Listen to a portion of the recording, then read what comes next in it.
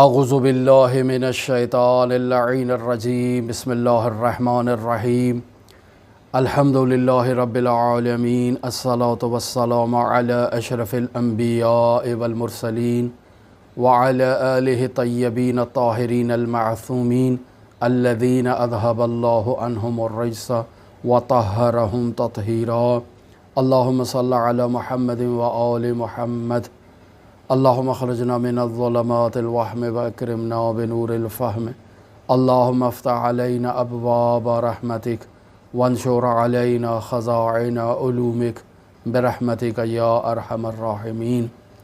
السلام علی الحسین وعلی علی بن الحسین وعلی اولاد الحسین وعلی اصحاب الحسین۔ عزیزان، حضرت سید الشہداء علیہ آلاف و تحیت و ثنا کے چہلم کے دن آپ کی خدمت میں تعزیت پیش کرتے ہیں، اور غم کی اس مناسبت سے جہاں تمام عالم غمگین ہے، وہاں ہم بھی حضرت سید الشہداء علیہ آلاف و تحیت و ثنا کا غم منانے کے لیے اور اس غم میں باقاعدہ شریک ہونے کے لیے کچھ نورانی مطالب لے کر آپ کی خدمت میں حاضر ہوئے ہیں۔ پہلا مطلب آپ کی خدمت میں بیان کریں کہ روایات میں چہلم سے متعلق صرف حضرت سید الشہداء علیہ آلاف و تحیت و ثنا سے متعلق بیان ہوا ہے کہ چہلم حضرت سید الشہداء کے ساتھ مخصوص ہے۔ ائمہ معصومین علیہم الصلاۃ والسلام میں سے کسی بھی معصوم سے متعلق یا عام مؤمنین میں سے کسی بھی مؤمن سے متعلق چہلم روایات میں بطور واضح بیان نہیں کیا گیا، لہٰذا حضرت سید الشہداء سے متعلق باقاعدہ عزا اور گریہ 40 دن تک باقاعدہ برقرار رہا۔ حضرت امام جعفر صادق علیہ آلاف و تحیت و ثنا فرماتے ہیں کہ ان السماء بقت علی الحسین 40 صباحا بالدم۔ سید الشہداء کی شہادت کے بعد آسمان 40 دن تک خون روتا رہا۔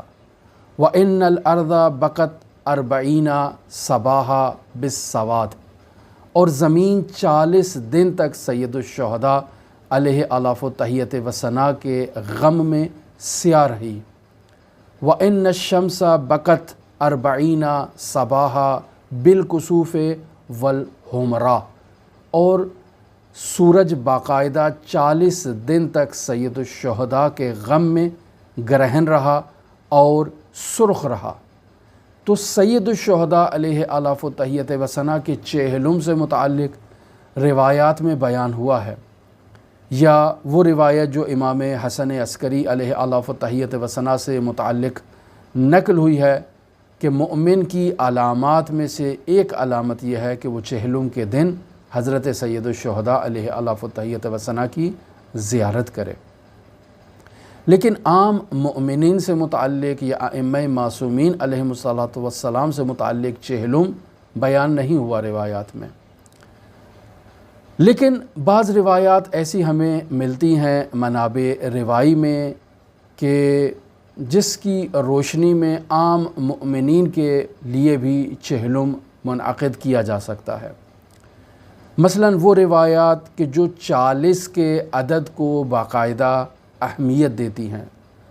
مثلاً بیان ہوتا ہے من اخلص للہ 40 صباحا ظہرت لہ ینابیع الحکمہ من قلبہ الی لسانہ، کہ جو شخص خود کو 40 دن تک خداوند متعال کے لیے خالص کر دیتا ہے تو خداوند متعال اس کے دل سے حکمت کے چشموں کو اس کی زبان پر جاری کر دیتا ہے۔ پس 40 کا عدد اہمیت رکھتا ہے۔ یا رسول خدا صلی اللہ علیہ وآلہ وسلم مومن کے انتقال سے متعلق بیان کرتے ہیں کہ یا ابا ذر ان الارض لتبقى علی المؤمن اذا مات 40 صباحا، کہ اے ابو ذر اگر کسی مومن کا انتقال ہو جاتا ہے تو زمین 40 دن تک باقاعدہ گریہ کرتی ہے، باقاعدہ روتی ہے۔ مکارم اخلاق صفحہ نمبر 465 پر یہ روایت موجود ہے۔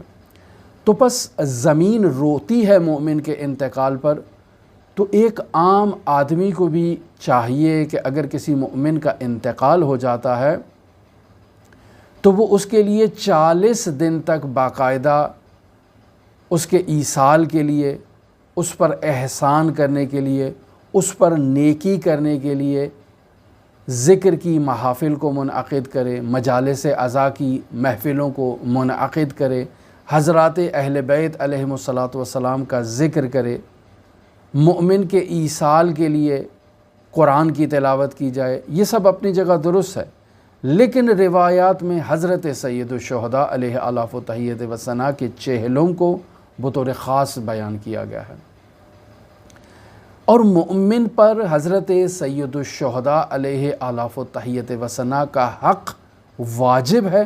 اسی وجہ سے سید الشہداء کے چہلوں کو اس قدر اہمیت دی جاتی ہے۔ مثلا امام جعفر صادق علیہ آلاف و تحیت و ثنا فرماتے ہیں کہ لو ان احدکم حج دہرہ، کہ اگر آپ میں سے کوئی شخص تمام دہر اور تمام زندگی خداوند متعال کا حج انجام دیتا ہے، حج سال میں ایک دفعہ واجب ہے یا ایک دفعہ مستحب ہوگا، تو انسان تمام زندگی حج کو انجام دیتا رہے، ثم لم یزر الحسین ابن علی علیہم السلام، لیکن پھر وہ حج تو کرتا ہے لیکن حج کے بعد حضرت سید الشہداء علیہ آلاف و تحیت و ثنا کی زیارت نہیں کرتا، تو لکانا تارکن حقا من حقوق اللہ و حقوق رسول اللہ صلی اللہ علیہ وآلہ وسلم، تو اس شخص نے حج تو کر لیا ہے لیکن حضرت سید الشہداء کی زیارت نہ کرنے کی وجہ سے اس شخص نے اللہ کے حقوق میں سے ایک حق کو ترک کر دیا ہے، حضرت رسول خدا صلی اللہ علیہ وآلہ وسلم کے حقوق میں سے ایک حق کو ترک کر دیا ہے۔ کیوں ایسا بیان ہوا ہے اس شخص کے لیے؟ علت بیان کرتے ہیں حضرت امام جعفر صادق، لأن حق الحسین فریضۃ من اللہ واجبۃ علی کل مسلم، کہ حسین ابن علی کا حق اللہ تبارک و تعالی کی جانب سے فرض ہے اور ہر مسلمان پر واجب ہے کہ وہ سید الشہداء علیہ آلاف و تحیت و ثنا کا حق ادا کرے اور حضرت سید الشہداء کی باقاعدہ زیارت کرے، اور اگر مومن ہے تو 40ویں کے دن، چہلوں کے دن یعنی آج کے دن حضرت سید الشہداء علیہ آلاف و تحیت و ثنا کی زیارت کرے، اور زیارت کر کے حضرت سید الشہداء علیہ آلاف و تحیت و ثنا سے تجدید عہد کرے باقاعدہ کہ اے سید الشہداء، ہم اگر کربلا کے میدان میں ہوتے تو اپنی جان آپ کے اوپر نچھاور کر دیتے، اپنا سب کچھ آپ کے اوپر قربان کر دیتے، اور اسلام کی آبیاری میں، اسلام کی سربلندی میں جو آپ نے اور آپ کے اصحاب نے کردار ادا کیا ہے، ہم بھی آپ کے ساتھ، آپ کے شانہ بشانہ آپ کی تعلیمات پر عمل کرتے ہوئے اپنا کردار ادا کرتے۔ یہ روایت کامل الزیارات میں ابن قولوی نے صفحہ نمبر 122 پر درج کی ہے۔ پس مومن کا سید الشہداء کے ساتھ ایک نہایت ہی گہرا رابطہ ہے، اور ایسا گہرا رابطہ ہے کہ مومن خود بخود غمگین ہو جاتا ہے سید الشہداء کے غم میں۔ آپ دیکھیں چہلوں کے ایام ہیں، کیسے امام حسین کے زائرین جوق در جوق نجف اشرف سے، کوفہ سے، بصرہ سے اور کہاں کہاں سے پیدل چلتے ہوئے آج چہلوں کے دن حضرت سید الشہداء کے حرم میں پہنچے ہیں، حضرت سید الشہداء سے تجدید عہد کرنے کے لیے، اپنا حق ادا کرنے کے لیے کہ جو ان کے اوپر فرض ہے، اور امام حسین علیہ الصلاۃ والسلام سے ان کے اصحاب کا پرسہ دینے کے لیے، عزا کرنے کے لیے، اور امام حسین علیہ الصلاۃ والسلام کے غم میں غمگین ہونے کے لیے۔ اور کیوں مومن ایسا نہ کرے؟ آج صاحب الزمان غمگین ہے، آج صاحب الزمان عزادار ہے، تو مومن عزادار کیوں نہ ہو، مومن غمگین کیوں نہ ہو؟ سید الشہداء علیہ آلاف و تحیت و ثنا کا غم ایک ایسا غم ہے کہ جہاں کہیں بھی سید الشہداء کا ذکر آ جائے معصوم غمگین ہو جاتا ہے، جہاں کہیں بھی سید الشہداء کی محفل منعقد ہو جائے صاحب العصر و زمان غمگین ہو جاتا ہے، امام وقت غمگین ہوتا ہے، امام معصوم غم مناتا ہے۔ تو جب امام غمگین ہو تو امام کی اقتداء کرنے والا یہ مؤمن کیسے غمگین نہ ہو؟ ہم دیکھتے ہیں کہ یہ سڑکوں میں، یہ گلیوں میں، یہ مؤمنین، یہ مؤمنات ننگے پیر سید الشہداء کا غم منانے کے لیے جو نکل رہے ہیں، یہ اپنے اندر طہارت باطنی کا اعلان کر رہے ہیں کہ اگر ظاہر میں آپ ہمارے وجود میں کسی کمی کو دیکھ رہے ہیں کہ ہم عبادات میں اس قدر پابندی کا مظاہرہ نہیں کرتے، ذکر و اذکار میں اس قدر پابندی کا مظاہرہ نہیں کرتے، حقوق اللہ کی ادائیگی میں اس قدر پابندی کا مظاہرہ نہیں کرتے، لیکن ہمارا اندر حسین کے ساتھ ایک ایسی ملاوٹ رکھتا ہے اور ایسا مکس اور ممزوج ہو چکا ہے حسین ابن علی کے ساتھ کہ ہم اس کے غم میں خود بخود غمگین ہو جاتے ہیں، اور یہی غم ہماری نجات کا وسیلہ، ذریعہ اور راستہ ہے۔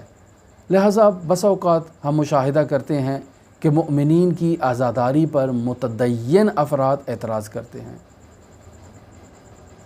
میں سمجھتا ہوں ان کو اعتراض نہیں کرنا چاہیے۔ آپ کا اعتراض کرنا آپ کی عبادتوں پر غرور کے باعث ہے کہ آپ خداوند متعال کی عبادت کرتے ہیں، اطاعت کرتے ہیں، آپ خود کو مقدس شمار کرتے ہیں اور ان کو حقیر شمار کرتے ہیں۔ ایسا کیوں ہے؟ اگر آپ نماز پڑھتے ہیں تو یہ عزا کرتے ہیں، یہ سید الشہداء کے غم میں غمگین ہوتے ہیں۔ بہت سی ایسی عبادات ہیں جو آپ انجام نہیں دیتے، بہت سی ایسی عبادات ہیں جو یہ انجام نہیں دیتے، تو کیسے ایک انسان کو دوسرے انسان کے اوپر فوقیت اور ترجیح ہو جائے صرف اس بنیاد پر کہ وہ ایک عبادت کو انجام دیتا ہے، دوسری عبادت کو انجام نہیں دیتا؟ عزاداری بھی تو واجب ہے، سید الشہداء کا غم منانا بھی تو واجب ہے، اسی نے تو اسلام کو زندہ کر رکھا ہے۔ کیا امام خمینی رحمۃ اللہ علیہ نے نہیں فرمایا کہ محرم اور سفر ہے کہ جس نے اسلام کو زندہ کر رکھا ہے؟ وہ شخص آتا ہے مرجع تقلید کے پاس اور آ کر کہتا ہے کہ میرے بھائی کو نصیحت کریں، آپ مرجع تقلید ہیں، آپ امام زمانہ کے نائب ہیں۔ مرجع تقلید پوچھتے ہیں کہ کیا مسئلہ ہے آپ کے بھائی کو؟ کہتے ہیں کہ وہ شراب پیتا ہے، گناہ کرتا ہے، اور جب شراب کے نشے میں دھت ہوتا ہے تو گلیوں میں آ کر آوازیں لگاتا ہے، لوگوں پر آوازیں کستا ہے، ہماری معاشرے میں رسوائی اور بدنامی کا ایک بنیادی عامل بن چکا ہے، آپ اس سے نصیحت کریں۔ تو مرجع تقلید انکار کر دیتے ہیں کہ نہیں، میں ایسے گناہ گار شخص کو نصیحت نہیں کر سکتا ہوں۔ لیکن یہ شخص اصرار کرتا ہے کہ آپ مرجع تقلید ہیں، امام زماں کے نائب ہیں، اگر آپ میرے بھائی کو نصیحت نہیں کریں گے، میرے بھائی کو تذکر نہیں دیں گے، تو پھر کون میرے بھائی کو نصیحت کرے گا، کون میرے بھائی کو تذکر دے گا؟ تو مرجع تقلید کہتے ہیں کہ میں تمہیں ایک راستہ بتاتا ہوں، تم اس راستے پر عمل کرو، اور اگر دیکھو کہ وہ راستہ تمہیں فائدہ دیتا ہے تو پھر تم اپنے بھائی کو لے آنا میرے پاس، میں تمہارے بھائی کو نصیحت کر دوں گا۔ وہ شخص کہتا ہے کہ آپ بتائیں وہ راستہ کیا ہے؟ مرجع تقلید کہتے ہیں کہ جاؤ اپنے بھائی کو لے کر کربلا چلے جاؤ، سید الشہداء کے پاس، امام حسین کی اس کو زیارت کرواؤ، اور دیکھو اگر امام حسین کی زیارت کے بعد اس کی آنکھوں سے آنسو جاری ہو جائے تو سمجھ لینا کہ تمہارے بھائی میں ابھی خیر موجود ہے، پھر تم اسے میرے پاس لے آنا، میں اس کو خود نصیحت کر دوں گا۔ یہ مقلد کہتا ہے کہ میں مرجع تقلید کے فتویٰ پر عمل کرتے ہوئے، ان کی نصیحت پر عمل کرتے ہوئے بھائی کو کربلا لے جاتا ہوں۔ جیسے ہی میں کربلا پہنچتا ہوں، میرا بھائی جو تمام راستے ادھر ادھر شرارتیں کر رہا تھا، ادھر ادھر لوگوں کو تنگ کر رہا تھا، اذیت کر رہا تھا، یہی روٹین کربلا میں بھی اس کی تھی۔ سید الشہداء کے حرم کے قریب پہنچ کر بھی وہ لوگوں کو اذیت کر رہا تھا، تنگ کر رہا تھا، اپنی عادتوں سے باز نہیں آ رہا تھا۔ لیکن جیسے ہی میں اسے حرم حضرت سید الشہداء میں لے گیا اور وہ حرم مطہر کے اندر داخل ہوا. ایک نہایت ہی مؤدب انسان کی طرح میں نے دیکھا کہ وہ کھڑا ہو گیا.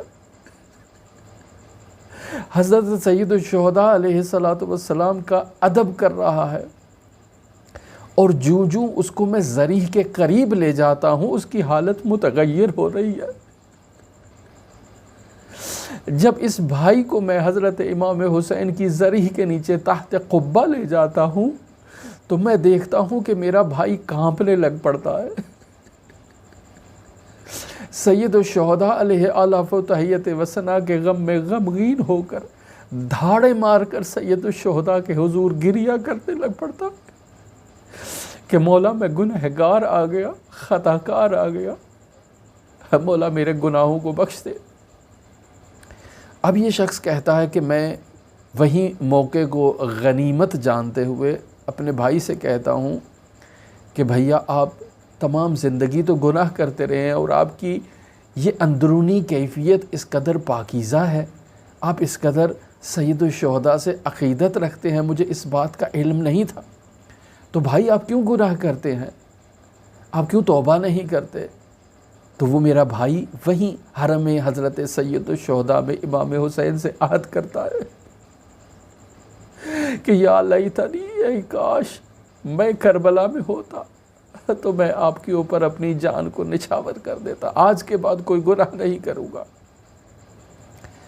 یہ شخص کہتا ہے کہ میں واپس آتا ہوں زیارات کرنے کے بعد، اور جب مرجع تقلید کے حضور شرفیاب ہوتا ہوں تو مرجع تقلید سوال کرتے ہیں کہ بھئی کیا ہوا، آپ اپنے بھائی کو لے کر گئے تھے، کیا نتیجہ نکلا؟ کہا آپ کے پاس لانے کی ضرورت نہیں، سید الشہداء کے حرم میں اس کو شفا مل گئی. امام حسین نے اس کی دستگیری کر دی، اور ایسی دستگیری کی ہے کہ امام حسین سے اس نے عہد کیا ہے کہ کبھی امام حسین کے ساتھ خیانت نہیں کرے گا. تو عزیزان، یہ سید الشہداء کے پاکیزہ عزادار، پاکیزہ مؤمنین جو ماتم کرتے ہیں، سینہ زنی کرتے ہیں، پیدل 40 کے جلوسوں میں شرکت کرتے ہیں، بی بی پاک دامن جاتے ہیں، کربلا گام شاہ جاتے ہیں، پتہ نہیں کہاں کہاں سے اٹھ کے آتے ہیں.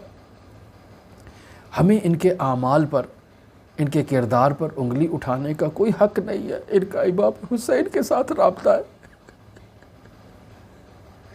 ہم اپنے گریبان میں جھانک کر دیکھیں کہ ہمارے گریبان میں اگر نمازیں ہیں، روزے ہیں، حج ہے، زکوٰۃ ہے، کیا عزاداری بھی ہے؟ کیا امام حسین کی شفاعت جس طرح اس گنہگار کو ملی تھی حرم حسینی میں، کیا ہمیں بھی ایسی شفاعت ملے گی؟ چہلوں میں حضرت سید الشہداء ہے. ذکر مصیبت کے طور پر چند کلمے آپ کے ساتھ شیئر کرتا ہوں. حضرت یعقوب علیہ نبینا و علیہ آلاف و تحیت وسنا کثیر الاولاد تھے. ایک بیٹا یوسف جدا ہوا، بھائیوں نے ایک قمیض، اس کے اوپر ایک بھیڑ کا خون لگا کر آ کر باپ سے کہا کہ بابا یوسف کو بھیڑیے نے کھا لیا ہے، یہ اس کی قمیض دیکھیے. یعقوب معصوم ہے، اللہ کے نبی ہیں، انہیں معلوم ہے کہ یوسف زندہ ہے، انہیں معلوم ہے کہ یہ قمیض بالکل صحیح اور سالم ہے. اگر بھیڑیے نے کھایا ہوتا تو جگہ جگہ سے پھٹی ہوتی، لیکن اس قمیض کی اوپر خون دیکھ کر یعقوب برداشت نہ کر سکے. وَأَبْيَضَّتْ عَيْنَاهُ مِنَ الْحُزْنِ، اس قدر یعقوب نے گریہ کیا کہ ان کی آنکھیں سفید ہو گئی. لیکن کربلا میں تو 18 کریل بنی ہاشم یوسف مارے گئے. کیسے امام زماں گریہ نہ کرے، کیسے حضرت زین العابدین گریہ نہ کرے. امام زین العابدین کی جو روش تھی وہ یہ روش تھی کہ وہ تمام عمر بھر سید الشہداء کا گریہ کرتے رہے، عزاداری کرتے رہے. جب کہیں بھی پانی دیا جاتا امام زین العابدین کو تو پانی کو دیکھ کر اس قدر گریہ کرتے کہ آپ کے آنسو مبارک اس پانی کے ساتھ مکس ہو جاتے. جب کبھی کھانا لایا جاتا تو اس قدر کھانے کو دیکھ کر گریا کرتے کہ آپ کی آنکھوں سے بہنے والے آنسو اس کھانے کے ساتھ مکس ہو جاتے۔ جب کبھی بازار جاتے تو مؤمنین اپنے ذبیحوں کو چھپا لیتے کہ زین العابدین آ رہے ہیں، اور اگر کسی کو معلوم نہ ہوتا اور وہ زین العابدین کے سامنے اپنے ذبیحے کو اسی طرح اپنی قربانی کو رکھتا تو امام زین العابدین اس قربانی کو دیکھ کر اس مومن کے پاس آتے اور کہتے کیا تمہیں احکام ذبیحہ معلوم ہے؟ پوچھتا جی ابن رسول اللہ ہم مسلمان ہیں، ہمیں معلوم ہے احکام ذبیحہ کا۔ پوچھتے کون سے احکام؟ کہا جب ہم اسے ذبح کرتے ہیں تو اسے پہلے پانی پلاتے ہیں، اس کو دوسرے حیوانات کے سامنے ذبح نہیں کرتے۔ زین العابدین گریہ کرنے لگے، رونا شروع ہو گئے، اور کربلا رخ کر کہتے ہیں السلام علیک یا ابا عبداللہ۔ امت کی یہ روش ہے کہ وہ اپنے حیوانوں کو بھی ذبح کرتے وقت انہیں پانی پلاتے ہیں، امت کی یہ روش ہے کہ انہیں دوسرے حیوانات کے سامنے ذبح نہیں کرتے۔ السلام علیک یا ابا عبداللہ، کہ جسے ان کے تمام خاندان سمیت پیاسا شہید کر دیا گیا، جہاں ماؤں کے سامنے بچوں کو شہید کیا گیا، جہاں باپ کے سامنے اولاد کو شہید کر دیا گیا۔ الا لعنت اللہ علی قوم الظالمین۔ ہماری دعا ہے کہ خداوند متعال ہمارے اس مختصر سے توسل کو اپنی بارگاہ میں قبول و مقبول فرمائے، اور حضرت سید الشہداء علیہ آلاف و تحیت و ثنا کے ذاکرین اور عزاداروں کی فہرست میں ہمارا نام بھی مکتوب کر دے۔ آپ سب کے لیے دعا گو ہیں۔ اللہم صلی علی محمد و آل محمد وعجل فرج قائم آل محمد۔